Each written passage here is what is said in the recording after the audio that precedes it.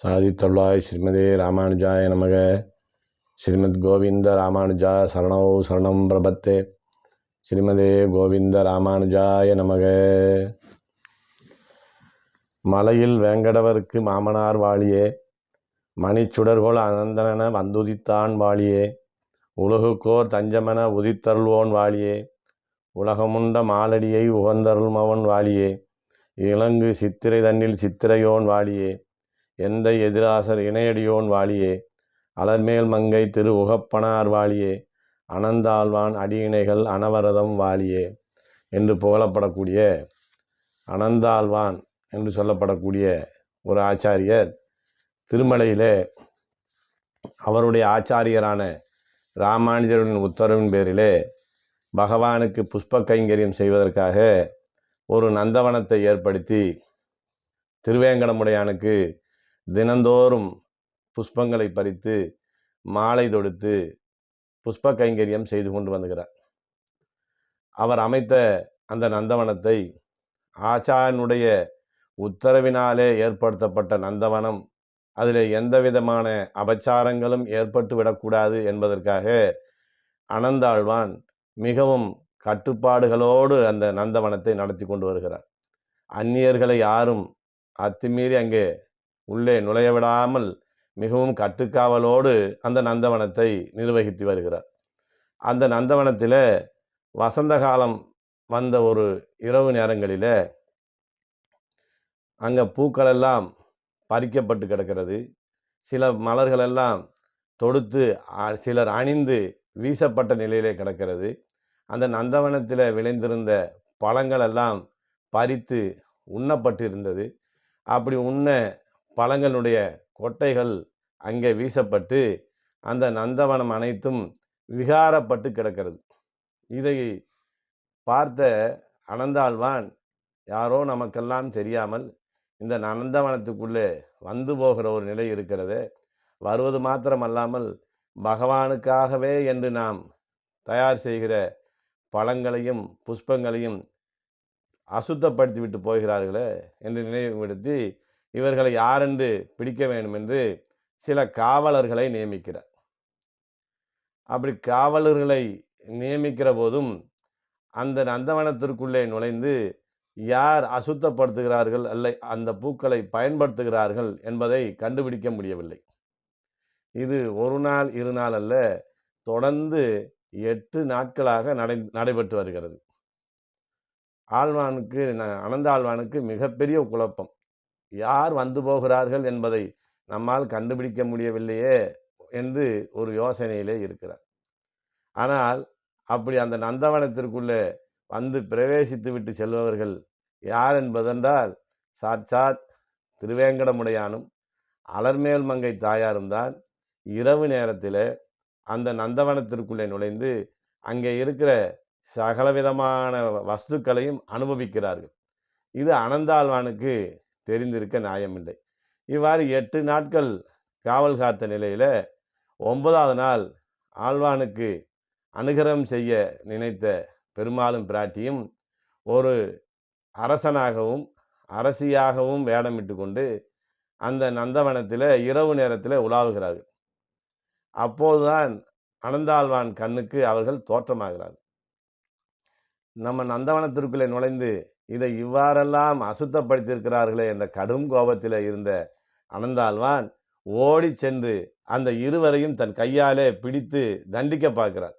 இருவரையும் பிடித்த மாத்திரத்திலேயே பெருமாளாக வந்து அவர் என்ன செய்கிறார்னா, அனந்தாழ்வானுடைய கையை உதறிவிட்டு பெருமாள் அங்கிருந்து ஓடி விடுகிறார். ஆனால் பிராட்டி அகப்பட்டு கொள்கிறார். அப்போது அந்த பெண்ணிடத்தில் அனந்தாழ்வான் கேட்கிறார், யார் நீங்கள், எங்கிருந்து வருகிறீர்கள்?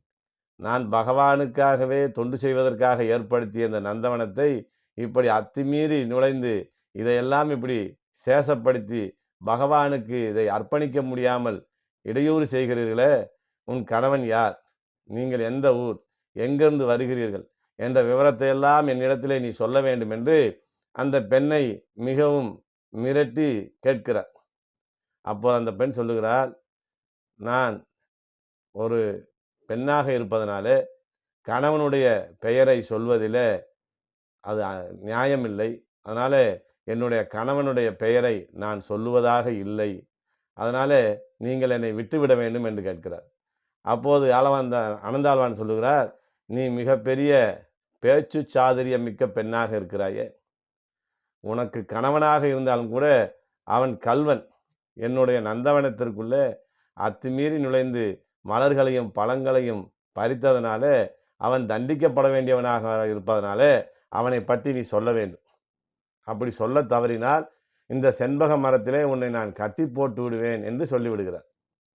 அப்போது அந்த பெண் சொல்லுகிறார், நீங்கள் எனக்கு தகப்பனார் போல, நான் உங்களுக்கு மகள் போல, என்னை உங்கள் மகளாக பாவித்து என்னை இப்படியே விட்டு விடுங்கள், நான் சென்று விடுகிறேன் என்று கேட்கிறார். அதெல்லாம் முடியாது. உன் கணவனுடைய பெயரை, உன் தலைவனுடைய பெயரை சொல்லாமல் நான் உன்னை இந்த இடத்துல இருந்து அனுப்ப மாட்டேன் என்று அங்கே இருந்த செண்பக மரத்திலே கட்டி போட்டு விடுகிறார். இந்த நிகழ்வு அனைத்தும் இரவு நேரங்களிலே நடக்கிறது. அப்படியே அதிகாலையிலே பெருமாளுக்கு திருமஞ்சனம் செய்ய முற்படுகிற அர்ச்சகர்கள் திருவேங்கடமுடியானுடைய சன்னதியினுடைய கதவை திறக்கிறார்கள். அங்கே திறந்து பார்த்தால் திருவேங்கடமுடையான் அகலகில்லேன் இறையுமென்று அலர்மேல் மங்கை உரைமார்பா என்று புகழப்பட்ட அந்த திருவேங்கடமுடையானுடைய மார்பிலே பிராட்டியை காணவில்லை.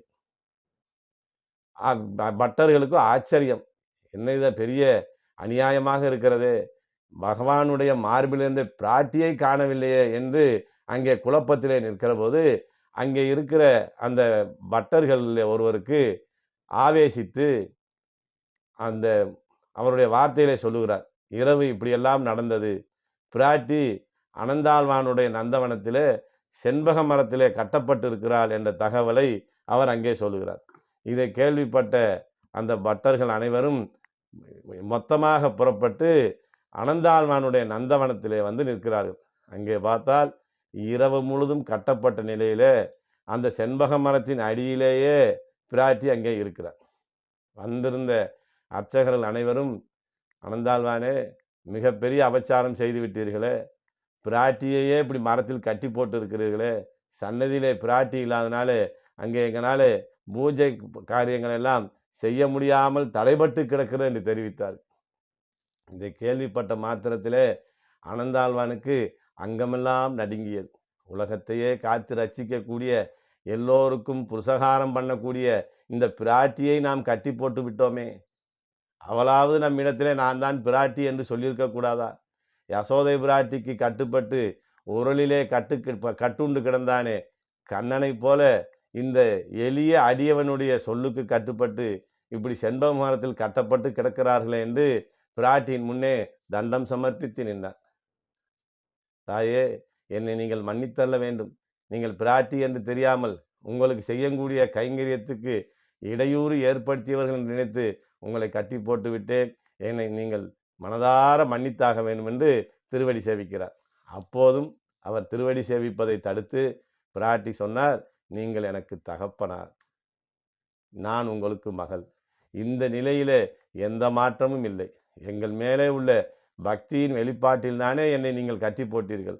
அதனாலே உங்கள் மீது எனக்கு எந்த விதமான வருத்தமும் இல்லை என்று பிராட்டி சொன்ன மாத்திரத்திலேயே அந்த நந்தவனத்திலிருந்து புஷ்ப பல்லக்கை ஏற்படுத்தி தாயாரை அதில் அமர்த்தி அங்கே இருந்து புறப்பாடு செய்து நேர திருவேங்கடமுடையானுடைய சன்னதிக்குள்ளே போகிறார்.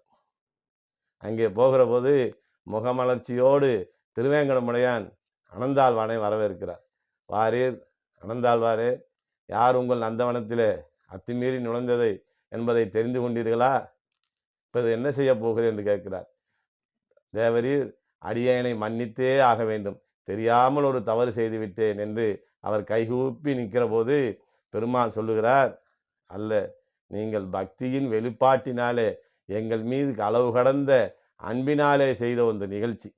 நீங்கள் எங்கள் மீது எந்த அளவுக்கு பக்தி கொண்டிருக்கிறீர்கள் என்பதை இந்த உலகத்துக்கு தெரியப்படுத்துவதற்காகவே நானும் பிராட்டியும் இப்படி ஒரு சிறு விளையாட்டை உங்களிடத்திலே நடத்தி காட்டினோம் என்று சொல்லிவிட்டு, சரி ஆனந்தாழ்வாரே, இப்போது நான் பிராட்டி இல்லாத தனியானாக நிற்கிறேன்.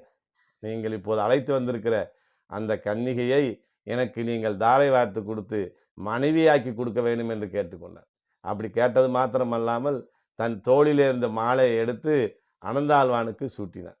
அகமகிழ்ந்து போன அந்த அனந்தாழ்வான் மனமுவந்து உகப்போடு தான் அழைத்து வந்த அந்த கன்னிகையை, பிராட்டியை பெருமாளுக்கு தாரை வார்த்து கொடுக்கிறார்.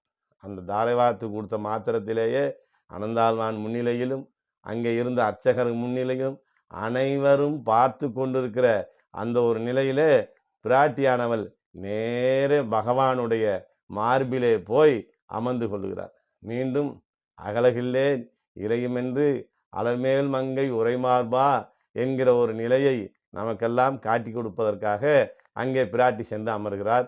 பகவானும் மிகவும் உகப்போடு அங்கே காட்சி கொடுக்கிறார். இதனாலே இந்த வைபவத்தின் மூலமாக நாம் தெரிந்து கொள்ள வேண்டிய விஷயம் என்னவென்றால், திருவேங்கடமலையிலே திருவேங்கடமுடையானுக்கு மாமனார் என்ற அங்கீகாரத்தை பெற்றவர், பக்தியிலே சிறந்து புஷ்ப கைங்கரியம் செய்து கொண்டு வந்த அனந்தாழ்வான் என்ற விஷயத்தை இந்த நேரத்திலே இந்த வைபவத்தின் மூலமாக நாம் எல்லோரும் தெரிந்து கொண்டோம் என்பதை சொல்லி நிறைவு செய்கிறேன். ஸ்ரீமதே ராமானுஜாய நமக.